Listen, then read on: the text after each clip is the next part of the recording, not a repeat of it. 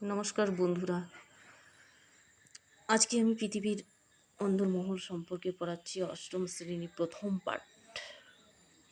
পৃথিবী যে শক্ত পিঠটা এখনো আমরা আছি, তার নিচে কি আছে? কেউ কি কখনো দেখেছে পৃথিবীর ভেতরটা কেমন? পৃথিবীর কেন্দ্র পর্যন্ত দেখতে গেলে কত গভীরতা গর্ত করতে হবে? পৃথিবীর ভেতরটা কেমন তা কতটা জানা সম্ভব হয়েছে? পৃথিবীর ভেতরটা সম্পর্কে মানুষ যতটা জেনেছে সেটা জানলো কিভাবে? পৃথিবীর ব্যাসার্ধ ৬,৩৭০ কিমি, অর্থাৎ ভূপৃষ্ঠ থেকে পৃথিবীর কেন্দ্রের দূরত্ব ৬,৩৭০ কিমি। পৃথিবীর গভীরে কি আছে জানার জন্য খনি ছাড়া উত্তর পশ্চিম রাশিয়ার কোলা উপদ্বীপে ১২ কিমি গভীরে গর্তটি হল পৃথিবীর গভীরতম কৃত্রিম গর্ত।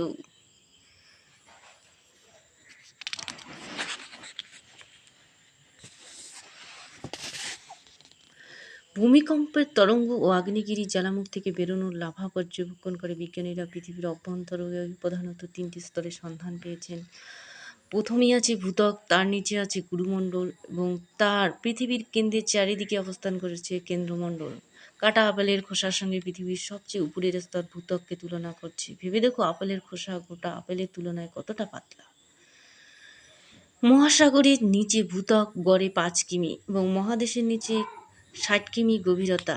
এর গড় গভীরতা প্রায় ৩০ কিমি। মহাসাগরের নিচে প্রধানত সিলিকন, এসআইতে সিলিকন এবং ম্যাগনেসিয়াম এমজি দিয়ে তৈরি স্তরটিকে বলা হয় সীমা। এই স্তর তুলনায় ভারী, প্রধানত ব্যাসল্ট জাতীয় আগ্নেয়শিলায় এই স্তর গঠন করা হয়েছে আর এর ঘনত্ব 2.9 গ্রাম পার সেমি। মহাদেশের নিচে প্রধানত সিলিকন আর অ্যালুমিনিয়াম দিয়ে তৈরি ভূত্বকের উপরের স্তরটি হল শিয়াল গ্রানাইট জাতীয় আগ্নেয়শিলা এই স্তর গঠন করেছে। এই স্তর সীমার চেয়ে হালকা এবং একটানা নয়। সমুদ্রের নিচে এই স্তর অনুপস্থিত। সীমা ও মহাসাগরীয় ভূত্বকের উপরে শিয়াল অবস্থান করেছে। পৃথিবীর সবচেয়ে বাইরে এই স্তর অত্যন্ত পাতলা। ভূত্বকের শিলা নানা খনিজ সমৃদ্ধ সম্পদের সময় ভূত্বকের একেবারে উপরে আছে মাটি।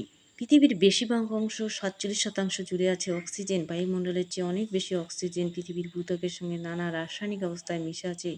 ভূত্বকের দ্বিতীয় প্রধান উপাদান হল সিলিকন। এখন আমরা জানব পৃথিবীর বিযুক্তি রেখা।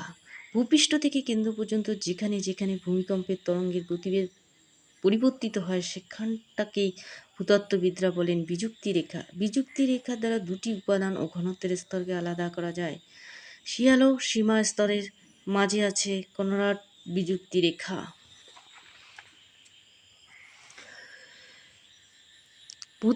ভূত্বক ছাড়িয়ে পৃথিবীর অভ্যন্তরের প্রায় ২৯০০ কিমি পর্যন্ত একই ঘনত্বযুক্ত স্তর হল গুরুমণ্ডল। এই স্তরে উষ্ণতা ২০০০ থেকে ৩০০০ ডিগ্রি সেন্টিগ্রেড। পদার্থের ঘনত্ব 3.4 থেকে 5.6 গ্রাম পার ঘন সেমি। এই স্তরের প্রধান উপাদান লোহা, নিকেল, ক্রোমিয়াম, ম্যাগনেসিয়াম ও সিলিকন। গুরুমণ্ডল ৩০ থেকে ৭০০ কিমি পর্যন্ত অংশে ক্রোমিয়াম, সিআরতে ক্রোমিয়াম, এফিতে লোহা, সিলিকন, এসআইতে সিলিকন ও ম্যাগনেসিয়ামের প্রাধান্য দেখা যায়। এটি হলো প্রোফেসিমা স্তর। আর গুরুমণ্ডলের ৭০০ থেকে ২৯০০ কিমি পর্যন্ত অংশে নিকেল, এনআইতে নিকেল, এফিতে লোহা, সিলিকন, এসআই ও ম্যাগনেসিয়াম এমজি আধিক্যের জন্য এই স্তর হলো নিফেসিমা। তোমরা ছবিতে দেখতে পাচ্ছ পৃথিবী পৃষ্ঠের উপরের অংশ হচ্ছে ভূত্বক, তার নিচে আছে গুরুমণ্ডল, গুরুমণ্ডলের নিচে আছে প্রোফেসিমা, তারপরে আছে নিফেসিমা।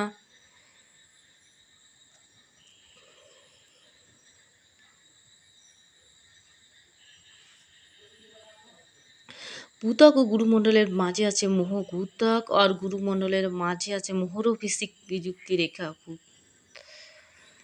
আর কোপেসিমা নিফেসিমার মাঝে আছে রেপটি বিযুক্তি রেখা।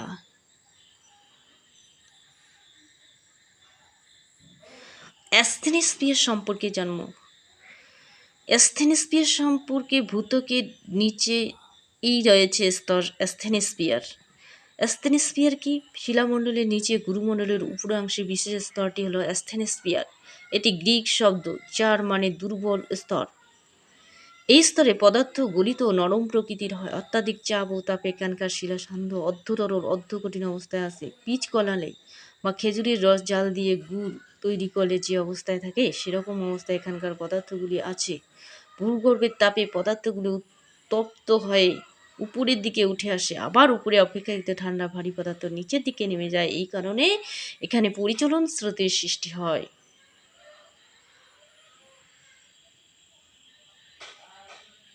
ভূত্বক ও গুরুমণ্ডলের উপরি অংশ নিয়ে গঠিত হয়েছে শিলামণ্ডল।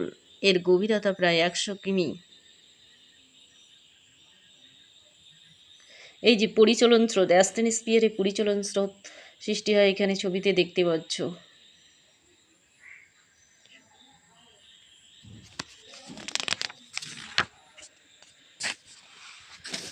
কেন্দ্রমণ্ডল ভূত্বক ও গুরুমণ্ডলের পরবর্তী এবং কেন্দ্রের চারিদিকে বেষ্টনকারী শেষ স্তরটি হলো কেন্দ্রমণ্ডল। ছবিতে দেখতেই পাচ্ছ।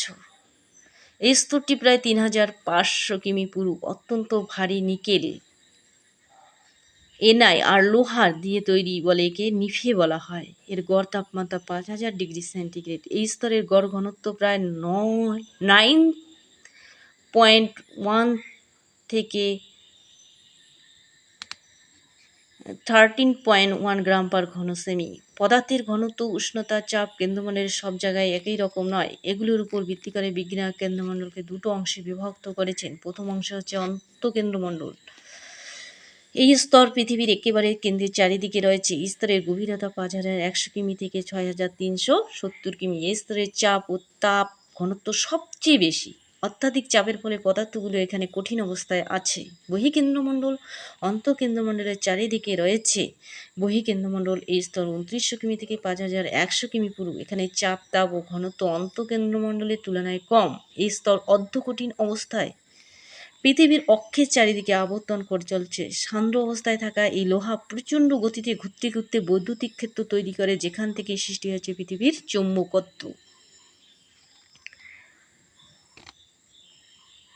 পৃথিবীর অভ্যন্তর সম্বন্ধে জানতে যা মনে রাখা দরকার, এখানে পৃথিবীর অভ্যন্তরে একাধিক পৃথক স্তরে বিভক্ত। অপেক্ষাকৃত ভারী পদার্থ নিচের দিকে অর্থাৎ পৃথিবীর কেন্দ্রের দিকে থিতিয়ে পড়ে। তুলনায় হালকা পদার্থ বা উপাদান ভূপৃষ্ঠের কাছাকাছি উপরে উঠে আসে। ভূত্বক বা শিলামণ্ডল সম্বন্ধে যতটা জানা গেছে সে তুলনায় গুরুমণ্ডল ও কেন্দ্রমণ্ডল সম্পর্কে বিশেষ কিছু জানা যায়নি।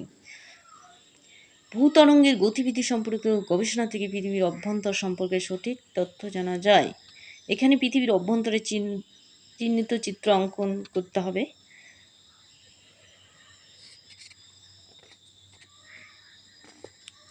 গুরুমণ্ডল ও কেন্দ্রমণ্ডল মাঝে আছে যে স্তর, সেটা হচ্ছে গুটেনবার্গ বিযুক্তি রেখা। আর কেন্দ্রমণ্ডলের ভিতরের স্তর অন্তঃকেন্দ্রমণ্ডল ও বাইরের স্তরে বহিঃকেন্দ্রমণ্ডলে রয়েছে লেহমান বিযুক্তি রেখা।